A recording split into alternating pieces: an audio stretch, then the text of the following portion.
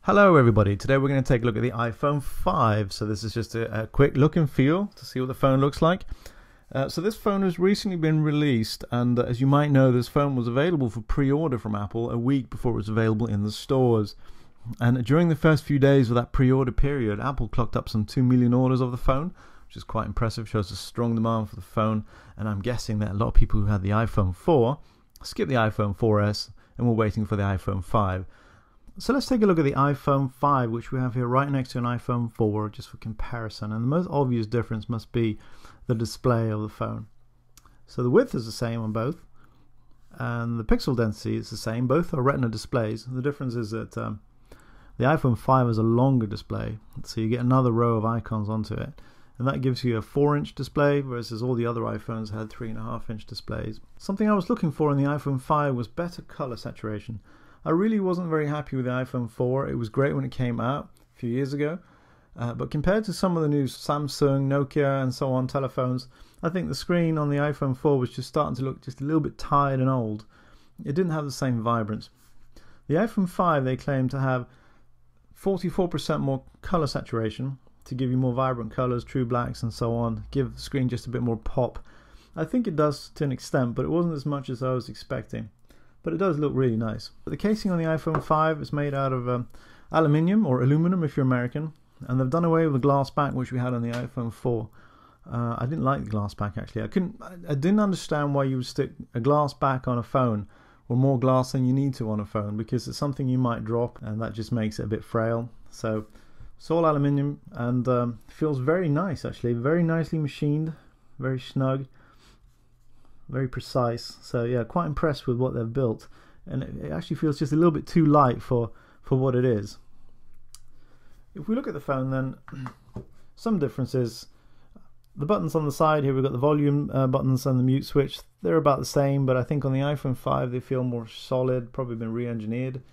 On the top, the headphone plug is gone on the iPhone 5, and they've actually put it on the bottom of the phone. I'm guessing the reason they put it there is if you're walking with the phone, it makes more sense to have the headphone plug at the bottom of the phone than at the top of the phone, because if you're walking along and maybe texting or something, then you don't want a big wire sticking up the top. It's probably more convenient for it to come out the bottom. If you look underneath it, next to the headphone jack, you've got the lightning connector, and you really have to see this to appreciate how small it is.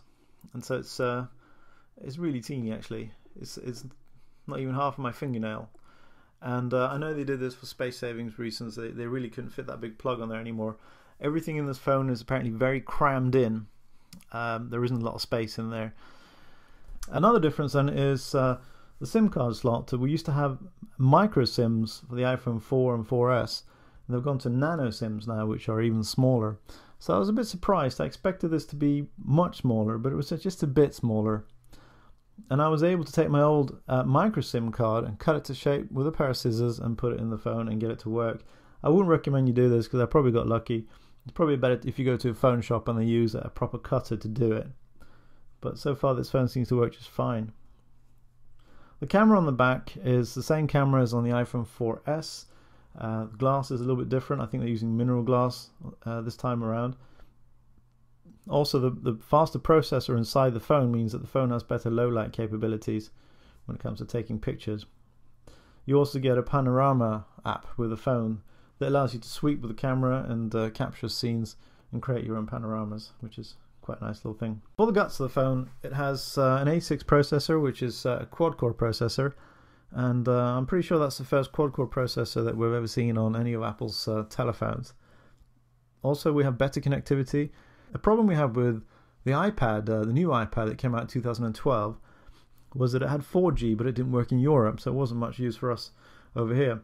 But this phone has got 4G that works over here, and 4G networks seem to be rolling out in several cities across Europe, so it's a nice addition.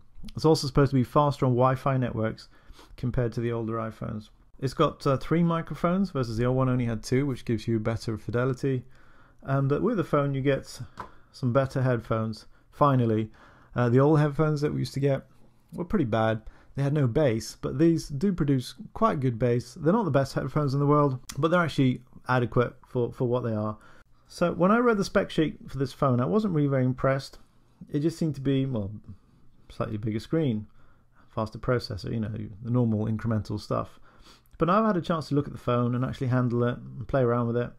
I'm quite impressed. I think it's a nice phone. It's so nicely made, so nicely machined. So maybe you're thinking about buying an iPhone. If you are, then I hope this video has been helpful. Take care now. Bye.